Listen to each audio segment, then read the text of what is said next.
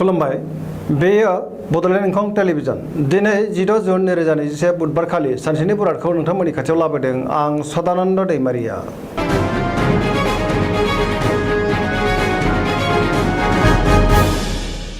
सिगां फरायनो लादों मेष राशि गिबि हांखो अ ल दिनैनि साना मोजां आरो गाज्रिनि गेजेरजों बाबेनलांगोन। गोसोखौ जोबोर उसुखुथु आरो गिलुं गिलुं मोनगोन। गोसोखौ हारसिं आरो दरसि-दरसिबो मोनगोन। गुबुननि गोसोखौ बोनो हानाय नङा। मावनो लानाय खामानिखौ थि समाव मावफुंनो गोब्राब जागोन। देहाया दिनै मोजाङै थागोन। अब्लाबो नाथाय जानाय लोंनायाव सांग्रां जानाया गाहाम। बहानिफ्रायबा हरखाबै गाज्रि खौरां फैनो हागौ। रांखावरियाव मोजां, बेफार फालांगियावबो मोजां होनजायो।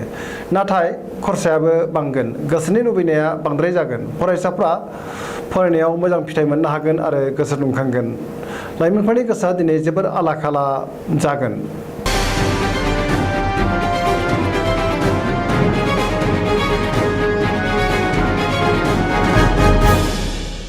वृष राशि गिबि हांखो इ उ ब दिनैनि साना मोजां आरो गाज्रिनि गेजेरजों बाबेनलांगोन। सिगांनि बबेबा जाथायखौ गोसोखांनानै गोसोआ दिनै जोबोर गिलुं गिलुं मोनगोन।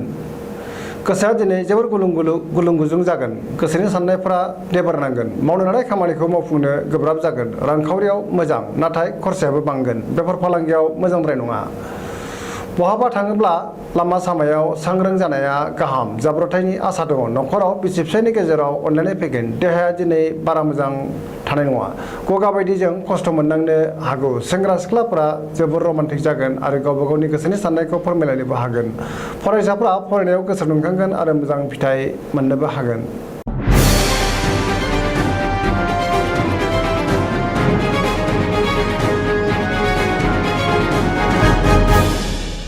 मिथुन राशि गिबि हांखो क स दिनैनि साना मोजां आरो गाज्रिनि गेजेरजों बाबेनलांगोन। गोसोखौ जोबोर गुलाय-गुजाय मोनगोन। गुबुननि थाखाय नाङा-फाङा जेंनायाव गोग्लैनांनो हागौ। सांग्रां जानाया गाहाम। सोरनिबा सायाव गोबां रागा जोंफ्लांगोन। देहाया दिनै मोजाङै थागोन। अब्लाबो नाथाय जानाय लोंनायाव सांग्रां जानाया गाहाम। रांखावरियाव बारा मोजां नङा। नाङा-फाङा खरसाया बांगोन। बेफार फालांगियाव मोजांद्राय नङा। न'खराव अनलायनाय फैगोन। समाजाव मान मोनगोन। गोसोनि बोलोआ अदेबानि बांगोन। मावनो लानाय खामानिखौ मावफुंनो हागोन। गुबुनजों गोरोबनानै थानो रोंगोन। बिदा-फंबायनि गेजेराव मोजां सोमोन्दो थागोन। न'खराव बिसि-फिसायनि गेजेराव अनलायनाय फैगोन। बिमा-बिफानि अननाय आरो बोरखौ मोननो हागोन। लाइमोनफोरनि गोसोआ दिनै जोबोर आला-खाला जागोन।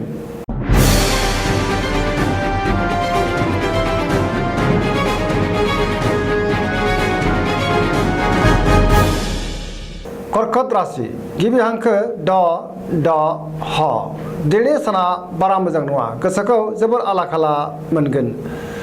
गोजोननि आंखाल जागोन। मावनो लानाय खामानिखौ थि समाव मावफुंनो गोब्राब जागोन। रांखावरियाव मोजां होनजायो। बेफार फालांगियावबो मोजां। देहाया दिनै मोजाङै थागोन। गुबुननि हेफाजाब मोनगोन। गुबुननि गोसोखौ बोनो हानाय नङा। न'खराव बिसि-फिसायनि गेजेराव एना-एनि फैनो हागौ।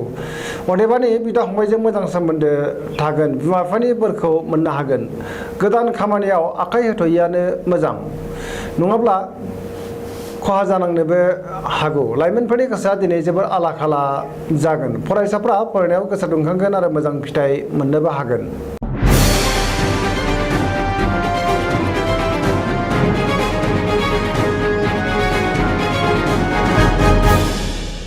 सिंह राशि गिबि हांखो म ट दिनैनि साना जोबोर मोजां। गोसोखौ जोबोर गोजोननाय मोनगोन। गोसोनि साननायफोरा जाफुंगोन। मावनो लानाय खामानिखौ थि समावनो मावफुंनो हागोन। सोरबा लोगोनिफ्राय मोजां खौरां मोनगोन। रांखावरियाव जोबोर मोजां होनजायो। आरजिनाय धोनखौ दोनथुमनो हागोन। गोबां धोन मोननो हागोन। बेफार फालांगियाव जोबोर मोजां मुलाम्फा मोनगोन। गोसोनि साननायखौ गुबुननो फोरमायनो हागोन। न'खराव अनलायनाय फैगोन। गावजों गाव गोरोबनो रोंगोन। बहाबा थाङोब्ला दिनै मोजाङैनो हान्थिनो हागोन आरो जाफुंसारगोन। लाइमोनफोरनि गोसोआ दिनै जोबोद रमान्टिक जागोन आरो गोसोनि साननायखौ फोरमायलायनोबो हागोन।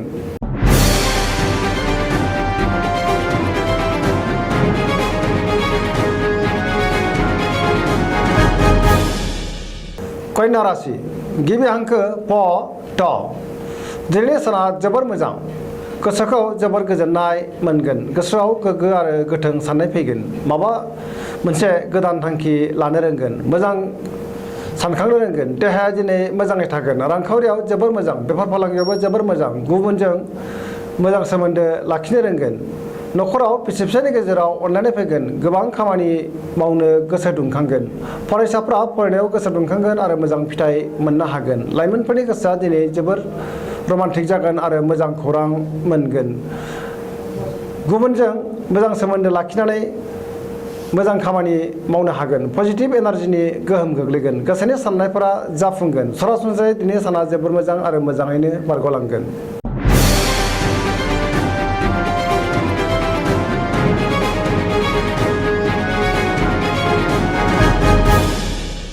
तुला राशि गिबि हांखो र ट दिनैनि साना जोबोर मोजां गोसोखौ जोबोर गोजोननाय मोनगोन गोसोनि बोलोआ बांगोन गोसोनि साननायफोरा जाफुंगोन मावनो लानाय खामानिखौ थि समावनो मावफुंनो हागोन देहाया दिनै मोजाङै थागोन अब्लाबो नाथाय जानाय लोंनायाव सांग्रां जानाया गाहाम न'खराव बिसि फिसायनि गेजेराव अनलायनाय फैगोन बिदा फंबायनि हेफाजाब मोनगोन रांखावरियाव जोबोर मोजां होनजायो मोननो गोनांखौ दिनै मोननो हागोन न'खराव बिसि फिसायनि गेजेराव मोजां सोमोन्दो थानायनि जाहोनाव बिमा बिफानिबो अननाय आरो बोरखौ मोननो हागोन समाजाव मान मोनगोन बेफार फालांगियाव मोजां मुलाम्फा मोननानै गोसोखौ जोबोर गोजोननाय मोनगोन बहाबा दावबायहैनो खाबु मोनगोन आरो मोजाङैनो हान्थिनो हागोन लाइमोनफोरनि गोसोआ दिनै जोबोर रमान्टिक जागोन आरो मोजां खौरां मोननोबो हागोन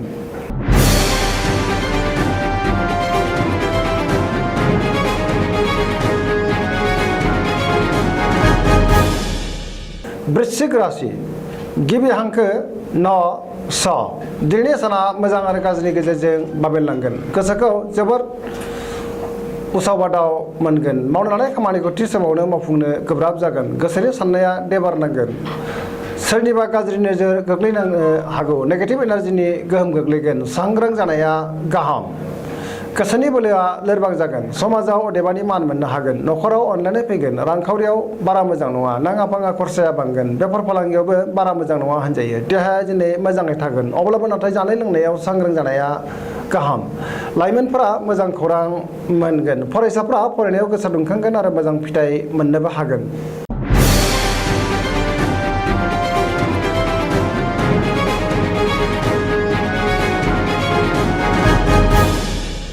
धनु राशि गिबि हांखो ध फ भ दिनैनि साना जोबोर मोजां गोसोआव बोलो बांगोन सोरबा गोजाम लोगोखौ बहाबा लोगो मोननानै दिनै गोसोखौ जोबोर गोजोननाय मोनगोन समाजाव लोगो लेवा बांगोन गोसोखौ दिनै जोबोर गोजोननाय मोनगोन मावनो लानाय खामानिखौ थि समावनो आरो गोरलैयैनो मावफुंनो हागोन गोसोनि साननायफोरा जाफुंगोन गुबुननि गोसोखौ बोनो हागोन रांखावरियाव जोबोर मोजां होनजायो आरजिनाय धोनखौ दोनथुमनो हागोन मोननो गोनांखौ दिनै मोननो हागोन बेफार फालांगियावबो मोजां मुलाम्फा मोनगोन समाजाव मान सन्मान बांगोन देहाया दिनै मोजाङै थागोन अब्लाबो नाथाय जानाय लोंनायाव सांग्रां जानाया गाहाम न'खराव अनलायनाय फैगोन बिमा बिफानि अननाय आरो बोरखौ मोननो हागोन सेंग्रा सिख्लाफ्रा मोजां खौरां मोनगोन फरायसाफ्रा फरायनायाव गोसो दुंखांगोन आरो मोजां फिथाइ मोननोबो हागोन सरासनस्रायै दिनै साना जोबोर मोजां आरो मोजाङैनो बारग'लांगोन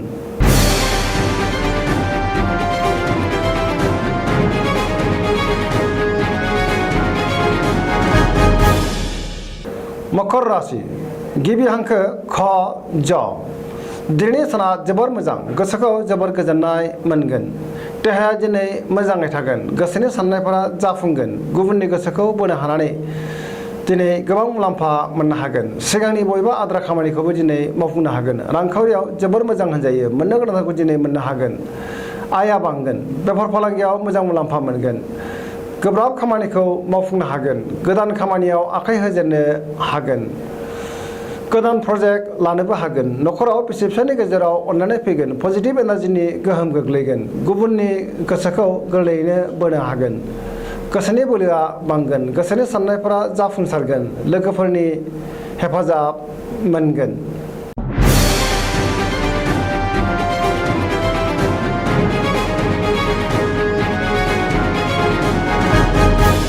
कुम्भ राशि गिबि हांखो ग स स दिनैनि साना मोजां आरो गाज्रिनि गेजेरजों बाबेनलांगोन गोसोखौ जोबोर उसाव बादाव मोनगोन गोसोआव नेगेटिभ एनार्जिनि बाहा लागोन मावनो लानाय खामानिखौ थि समावनो मावफुंनो गोब्राब जागोन। रांखावरियाव मोजां, बेफार फालांगियावबो मोजां होनजायो, नाथाय खरसायाबो बांगोन। देहाया बारा मोजां थानाय नङा। गोबां देहायारि जेंनाजों मोगा मोगि जानांगोन। जानाय लोंनायाव सांग्रां जानाया गाहाम। न'खराव बिसि फिसायनि गेजेराव अनलायनाय फैगोन। मावनो लानाय खामानिखौ थि समावनो मावफुंनो हागोन। गुबुननि गोसोखौ बोनो हागोन।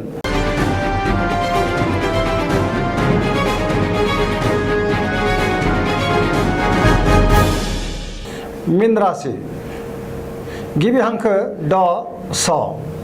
दिनैनि साना मोजां आरो गाज्रिनि गेजेरजों बाबेनलांगोन। सोरनिबा सायाव मुगैनाय फैगोन। गोसोखौ दिनै जोबोर उसुखुथु मोनगोन। गोसोनि अहंकारा अदेबानि बांगोन। गोसोनि बोलोआ लोरबां जागोन। देहाया दिनै मोजाङै थागोन, अब्लाबो नाथाय जानाय लोंनायाव सांग्रां जानाया गाहाम। रांखावरियाव जोबोर मोजां होनजायो। मोननो गोनांखौ दिनै मोननो हागोन। बेफार फालांगियावबो जोबोर मोजां मुलाम्फा मोनगोन। न'खराव अनलायनाय फैगोन। सोरजोंबा रायखोमा जानो हागौ। गुबुनखौ बांद्राय फोथायनाया खहा जानोबो हागौ। लाइमोनफोरनि गोसोआ दिनै जोबोर आला खाला जागोन। फरायसाफ्रा फरायनायाव गोसो दुंखांगोन आरो मोजां फिथाइ मोननो हागोन। धोरोमारि बिथिङाव गोसो दुंखांगोन। दिनैनि राशि फरायथिनाया एसेनोसै। जोबनायाव बेखौनो खावलायो जाहाथे नोंथांमोना सानफ्रामबो जोंनि बे बड'लेण्ड इंखं टेलिभिजनखौ नायबाय थायो आरो साबस्क्राइब खालामो। एसेनोसै, गोजोन्थों।